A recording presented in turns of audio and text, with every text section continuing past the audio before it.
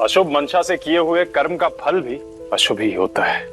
आज का विषय है देवताओं का पलायन। इंद्र आदि के पूछने पर बृहस्पति का रुद्रदेव की अजेयता बताना, वीरभद्र का देवताओं को युद्ध के लिए लकारना, श्री विष्णु और वीरभद्र की बातचीत तथा विष्णु आदि का अपने लोक में जाना एवं दक्ष और यज्ञ का विनाश करके वीरभद्र का कैलाश को लौटना। ब्रह्मा जी कहते हैं, नारद, उस समय देवताओं के साथ शिवगणों का घोर युद्ध आरंभ हो गया। उसमें सारे देवता पराजित हुए और भागने लगे। वे एक दूसरे का साथ छोड़कर स्वर्गलोक में चले गए।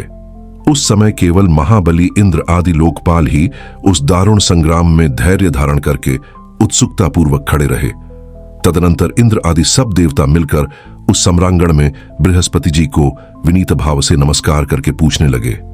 लोकपाल बोले, गुरुदेव बृहस्पति, तात, महाप्राज्य, दयानिधे, शीघ्र बताइए, हम जानना चाहते हैं कि हमारी विजय कैसे होगी। उनकी यह बात सुनकर बृहस्पति ने प्रयल पूर्वक भगवान शंभु का स्मरण किया और ज्ञान दुर्बल महेंद्र से कहा। बृहस्पति बोले, इंद्र, भगवान विष्णु ने पहले जो कुछ कहा था वह सब इस समय घटित हो गया। मैं उसी को स्पष्ट कर रहा हूं, सावधान होकर सुनो।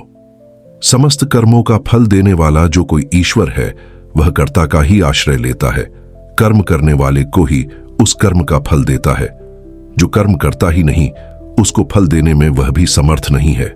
अतः जो ईश्वर को जानकर उसका आश्रय लेकर सत्कर्म करता है, उसी को उस कर्म का फल मिलता है, ईश्वर द्रोही को नहीं। न मंत्र, न औषधियां, न समस्त आभिचारिक कर्म, न लौकिक पुरुष, न कर्म, न वेद, न पूर्व और उत्तर मीमांसा तथा न नाना वेदों से युक्त अन्यान्य शास्त्र ही ईश्वर को जानने समर्थ होते हैं। ऐसा प्राचीन विद्वानों का कथन है। अनन्य शरण भक्तों को छोड़कर दूसरे लोग संपूर्ण वेदों का 10,000 बार स्वाध्याय करके भी महेश्वर को भली भांति नहीं जान सकते।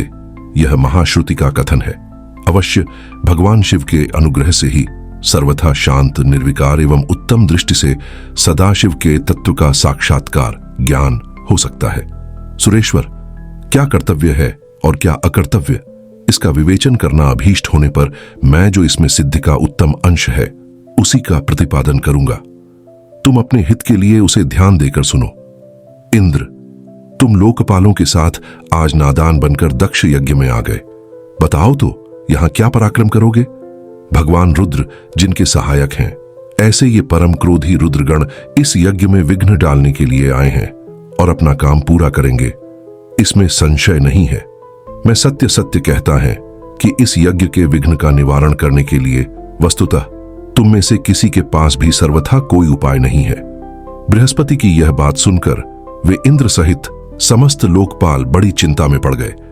तब महावीर रुद्रगणों से घिरे हुए वीरभद्र ने मन ही मन भगवान शंकर का स्मरण करके इंद्र आदि लोकपालों को डॉटा और इसके पश्चात रुद्रगणों के नायक वीरभद्र ने रोष से भरकर तुरंत ही संपूर्ण देवताओं को तीखे बाणों से घायल कर दिया।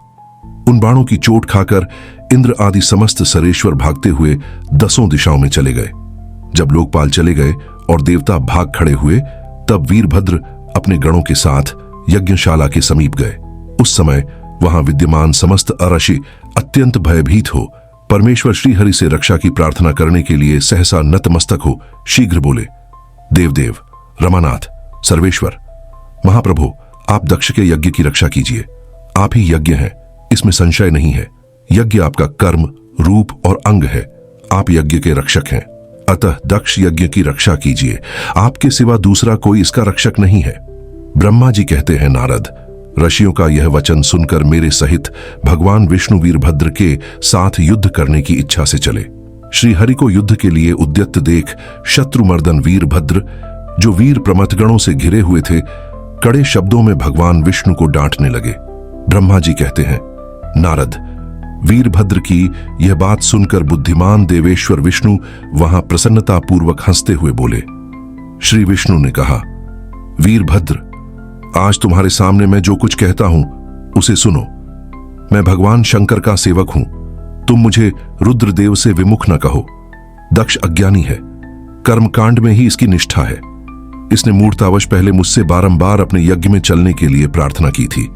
मैं भक्त के अधीन ठहरा, इसलिए चला आया। भगवान महेश्वर भी भक्त के अधीन रहते हैं। तात, दक्ष मेरा भक्त है, इसीलिए मुझे यहां आना पड़ा है। रुद्र के क्रोध से उत्पन्न हुए वीर, तुम रुद्र तेज स्वरूप से उत्तम प्रताप के आश्रय हो, मेरी प्रतिज्ञा सुनो।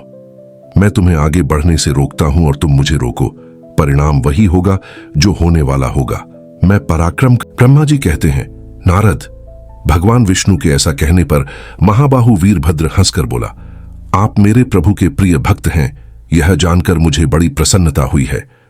इतना कहकर गणनायक वीरभद्र हंस पड़ा और विनय से नतमस्तक हो बड़ी प्रसन्नता के साथ विष्णुदेव से कहने लगा।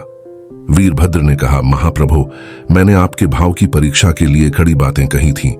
इस समय यथार्थ बात कहता हूं, सावधान होकर सुनो। हरे, जैसे शिव हैं वैसे आप हैं, जैसे आप हैं वैसे शिव हैं, ऐसा वेद कहते हैं और वेदों का यह कथन शिव की आज्ञा के अनुसार ही है। रमानाथ, भगवान शिव की आज्ञा से हम सब लोग उनके सेवक ही हैं। तथापि मैंने जो बात कही है वह इस वाद विवाद के अवसर के अनुरूप ही है। आप मेरी हर बात को आपके प्रति आदर के भाव से ही कही गई समझिए। ब्रह्मा जी कहते हैं, वीरभद्र का यह वचन सुनकर भगवान श्री हरि हंस पड़े और उसके लिए हितकर वचन बोले। श्री विष्णु ने कहा, महावीर, तुम मेरे साथ निशंक होकर युद्ध करो। तुम्हारे अस्त्रों से शरीर के भर जाने पर ही मैं अपने आश्रम को जाऊंगा। ब्रह्मा जी कहते हैं, ऐसा कहकर भगवान विष्णु चुप हो गए और युद्ध के लिए कमर कसकर डट गए। महाबली वीरभद्र भी अपने गणों के साथ युद्ध के लिए तैयार हो गए। नारद, तदनंतर भगवान विष्णु और वीरभद्र में घोर युद्ध हुआ। अंत में वीरभद्र ने भगवान विष्णु के चक्र को स्तंभित कर दिया तथा शार्ंग धनुष के 3 टुकड़े कर डाले। तब मेरे द्वारा एवं सरस्वती द्वारा बोधित हुए श्री विष्णु ने उस महान गणनायक वीरभद्र को असह्य तेज से संपन्न जानकर वहां से अंतर्धान होने का विचार किया। दूसरे देवता भी यह जान गए कि सती के प्रति जो अन्याय हुआ है उसी का यह सब भावी परिणाम है। दूसरों के लिए इस संकट का सामना करना अत्यंत कठिन है। यह जानकर वे सब देवता अपने सेवकों के साथ स्वतंत्र सर्वेश्वर शिव का स्मरण करके अपने अपने लोक को चले गए। मैं भी पुत्र के दुख से पीड़ित हो सत्यलोक में चला आया और अत्यंत दुख से आतुर हो सोचने लगा कि अब मुझे क्या करना चाहिए। मेरे श्री विष्णु ने कहा, वीरभद्र, आज तुम्हारे सामने मैं जो कुछ कहता हूं उसे सुनो। मैं भगवान शंकर का सेवक हूं, तुम मुझे रुद्रदेव से विमुख न कहो। दक्ष अज्ञानी है, कर्मकांड में ही इसकी निष्ठा है। इसने मूर्तावश पहले मुझसे बारंबार अपने यज्ञ में चलने के लिए प्रार्थना की थी। मैं भक्त के अधीन ठहरा, इसलिए चला आया। भगवान महेश्वर भी भक्त के अधीन रहते हैं। तात, दक्ष मेरा भक्त है, इसीलिए मुझे यहां आना पड़ा है। रुद्र के क्रोध से उत्पन्न हुए वीर, तुम रुद्र तेज स्वरूप हो, उत्तम प्रताप के आश्रय हो, मेरी प्रतिज्ञा सुनो। मैं तुम्हें आगे बढ़ने से रोकता हूं और तुम मुझे रोको। परिणाम वही होगा जो होने वाला होगा। मैं पराक्रम करूंगा। ब्रह्मा जी कहते हैं, नारद, भगवान विष्णु के ऐसा कहने पर महाबाहु वीरभद्र हंसकर बोला, आप मेरे प्रभु के प्रिय भक्त हैं, यह जानकर मुझे बड़ी प्रसन्नता हुई है। इतना कहकर गणनायक वीरभद्र हंस पड़ा और विनय से नतमस्तक हो बड़ी प्रसन्नता के साथ श्री विष्णुदेव से बातें कही थीं। इस समय यथार्थ बात कहता हूं, सावधान होकर सुनो। हरे, जैसे शिव हैं वैसे आप हैं, जैसे आप हैं वैसे शिव वेद कहते हैं और वेदों का यह की आज्ञा के ही कही गई समझिए। ब्रह्मा जी कहते हैं, वीरभद्र का यह वचन सुनकर भगवान श्री हरि हंस पड़े और उसके लिए हितकर वचन बोले। श्री विष्णु ने कहा, महावीर, तुम मेरे साथ निशंक होकर युद्ध करो। तुम्हारे अस्त्रों से शरीर के भर जाने पर ही मैं अपने आश्रम को जाऊंगा। ओम नमः शिवाय।